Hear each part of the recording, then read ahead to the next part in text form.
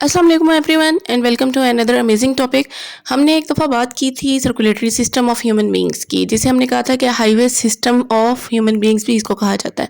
तो प्लांट्स में भी एक हाईवे सिस्टम होता है। प्लांट्स सॉइल से वाटर अपटेक करते हैं जो ऊपर लीव्स तक प्लांट की पूरी बॉडी में सर्कुलेट करता है। इसके अलावा प्लांट्स में भी फूड की प्रिपरेशन होती है। न्यूट्रिएंट्स पूरे प्लांट में, पूरे ट्रीज़ में, इतने बड़े बड़े ट्रीज़ में भी सर्कुलेट कर रहे होते हैं।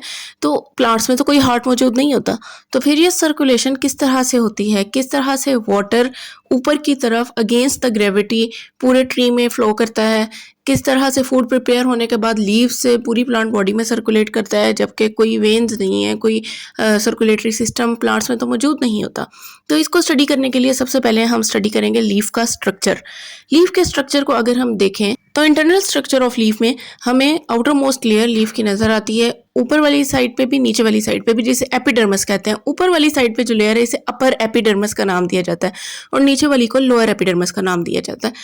इन लेयर्स के बीच में एक टिश्यूज की लेयर मौजूद होती है जिन्हें मेसोफिल टिश्यूज कहते हैं। ऊपर वाले मेसोफिल टिश्यूज को पैलिसेड मेसोफिल टिश्यूज और नीचे वाले जो सर्कुलर टिश्यूज हैं उनको स्पॉन्जी मेसोफिल टिश्यूज कहा जाता है। स्पॉन्जी में गैप्स मौजूद होते हैं और पैलिसेड मेसोफिल टिश्यूज में गैप्स मौजूद नहीं होते हैं, वो टाइटली पैक्ड लेयर होती है। लोअर एपिडर्मिस में स्पेसिफिक सेल्स मौजूद होते हैं जिनको स्टोमेटा का नाम दिया जाता है और इनके अंदर फर्दर 2 टाइप्स ऑफ सेल्स होते हैं जिनको गार्ड सेल्स का नाम दिया जाता है।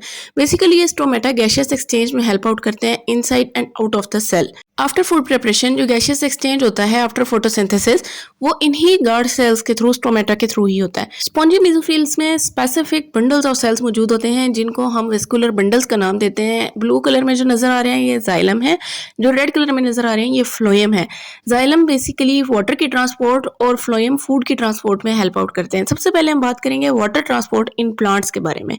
वाटर ट्रांसपोर्ट जिस तरह से हमने बात की है कि रूट्स के थ्रू वाटर एंटर होता है, मीनवाइल लीव्स में से वाटर लॉस हो रहा होता है जिसको हम ट्रांसपायरेशन का नाम देते हैं और वो स्टोमेटा के थ्रू हो रहा होता है। तो होता ये है कि उस ट्रांसपायरेशन की वजह से एक फोर्स प्रोड्यूस होती है रूट्स में जो वाटर को ऊपर की तरफ सक करती है। जिस तरह हम स्ट्रॉ से पानी को ऊपर की तरफ खींचते हैं तो बिल्कुल इसी तरह वो एक फोर्स वो पानी को ऊपर की तरफ सक करती है, जिसे ट्रांसपायरेशन पुल का नाम देते हैं, जिसकी वजह से अगेंस्ट द ग्रेविटी वाटर ऊपर मूव करता है। अगर हम स्ट्रक्चर की बात करें तो जो जाइलम का स्ट्रक्चर है उसमें 2 तरह की ट्यूब्स मौजूद होती हैं। एक जो ट्यूब्स हैं वो होती हैं वेसल्स, उनको नाम देते हैं, और जिसमें सेल्स साइड बाय साइड एक दूसरे से अटैच्ड होते हैं। दूसरी जो ट्यूब्स हैं उनको हम ट्रेकाइड्स का नाम देते हैं, जिनसे प्रॉपर वाटर का फ्लो चलता रहता है, कंटिन्यू रहता है। अब एक तो ट्रांसपायरेशन पुल है जो पानी के मॉलिक्यूल्स को ऊपर की तरफ खींच रहा है, लेकिन जब वो सीव ट्यूब से मूव कर रही होती हैं तो साथ साथ 2 टाइप्स ऑफ फोर्सेस और एक्ट करती हैं जो पानी को अगेंस्ट द ग्रेविटी मूव करने में हेल्प आउट करती हैं। एक तो ये कि वाटर मॉलिक्यूल्स की इन ट्यूब्स के साथ अटैचमेंट साथ साथ जो चल रही होती है फोर्सेस ऑफ अट्रैक्शन, उसको एडहेजन कहते हैं, और वाटर मॉलिक्यूल्स की आपस में जो फोर्सेस ऑफ अट्रैक्शन है उसे कोहेजन कहते हैं। ये दोनों फोर्सेस मिलकर एक ड्राइविंग फोर्स क्रिएट करते हैं जिसकी वजह से वाटर मॉलिक्यूल्स अपवर्ड मूव करते हैं। इसको कोहेजन टेंशन थ्योरी का नाम दिया जाता है।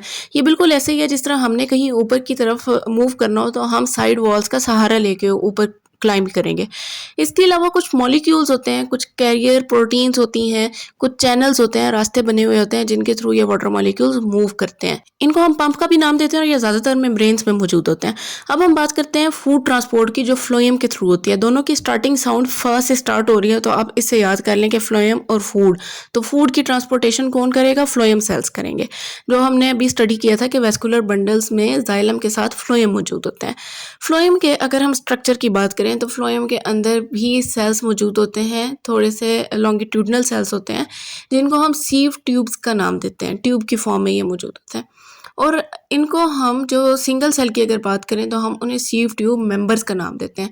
और कलेक्टिवली अगर हम एक एरिया की बात करें तो हम कहेंगे ये सीव एरियाज हैं जिनके थ्रू फूड जो है वो मूव कर रहा होता है। आफ्टर फोटोसिंथेसिस जब लीव्स में फूड प्रिपेयर होता है तो वो कंपेनियन सेल्स में स्टोर होता रहता है और एज पर रिक्वायरमेंट वो फ्लोएम के थ्रू फिर प्लांट बॉडी में मूव करता रहता है। बेसिकली ये जो फूड है इसको हम सुक्रोज का नाम देते हैं कि ये सुक्रोज है। कार्बोहाइड्रेट कौन से वाला है? ये सुक्रोज है जो कि प्लांट बॉडी में सर्कुलेट कर रहा है। जैसे ही फूड पार्टिकल्स सर्कुलेट करना शुरू होते हैं तो due to concentration difference water जो है वो जाइलम से फ्लोएम की तरफ मूव करना शुरू हो जाता है। अब ये एक मिक्सचर बन जाता है जिसको हम सैप का नाम देते हैं, यानी कि वाटर और मिनरल का एक मिक्सचर। और ये मूव करता है through sieve tubes into the plant body. जिधर प्लांट का फूड ये बन के आगे स्टोर हो रहा है, इसको हम कहते हैं सोर्स। और जिन पार्ट्स में ये आगे फिर ट्रांसपोर्ट होता है उनको कहते हैं सिंक। फ्लावर्स में, स्टेम में, रूट्स में, हर जगह पे ये आगे ट्रांसपोर्ट होता है फूड, और उनको हम कहते हैं सिंक।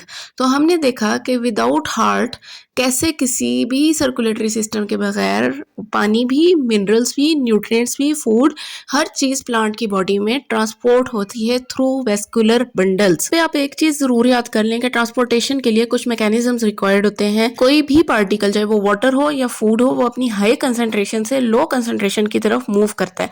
जिस साइड पे कंसंट्रेशन लो होगी, यानी कि कम क्वांटिटी में होगा, चाहे वाटर है या फूड पार्टिकल्स हैं, वो उसी तरफ मूव करेंगे। इसको हम डिफ्यूजन का नाम देते हैं। और प्लांट्स में एक स्पेसिफिक टाइप ऑफ डिफ्यूजन होती है जिसको हम ऑस्मोसिस का नाम देते हैं। अब हम बात करते हैं कि जाइलम और फ्लोएम में क्या डिफरेंस है। मेन डिफरेंसेस की अगर बात करें तो जाइलम के सेल्स डेड होते हैं, फ्लोएम के सेल्स जो हैं वो अलाइव होते हैं। जाइलम वाटर को ट्रांसपोर्ट करता है, फ्लोएम फूड को ट्रांसपोर्ट करता है। जाइलम रूट्स से अपवर्ड बॉडी में एक ही डायरेक्शन में वाटर को सर्कुलेट करवा रहा होता है, और फ्लोएम जो है वो लीव्स से अपवर्ड बॉडी में भी और लोअर बॉडी में भी, यानी 2 डायरेक्शंस में फूड को ट्रांसपोर्ट कर रही होती है। और बाकी डिफरेंसेस कंपैरिजन ये सारा मैंने शेयर कर दिया है, ये आप लोग यहाँ से देख लीजिएगा। अगर किसी बात की समझ स्टिल नहीं आई तो ज़रूर दोबारा पूछें, कमेंट सेक्शन में बताएं। प्लस वीडियो को लाइक करें, शेयर करें। चैनल को सब्सक्राइब नहीं किया तो चैनल को सब्सक्राइब कर दें। अल्लाह हाफिज़।